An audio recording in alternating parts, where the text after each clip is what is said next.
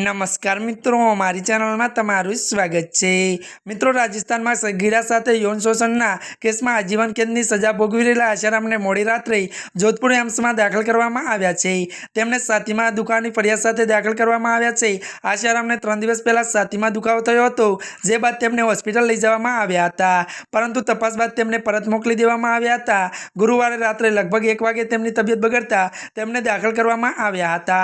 हाल तेमने ICU में राखवामां आव्या छे। आशारामना स्वास्थ्य रिपोर्ट में कहेवामां आव्युं छे के तेओ न्यूमोनिया पीड़ित अने तेमनुं हीमोग्लोबिन लेवल 8.7 छे, त्यारे ते डॉक्टरनी तेमनी सारवार करी रह्या छे। तेमना पेटमां आंतरिय स्त्राव सहितनी समस्याओं माटे डॉक्टर तेमनी सारवार करी रह्या छे। आ उपरांत अनेक प्रकारनी तपास पण करवामां आवी रही छे।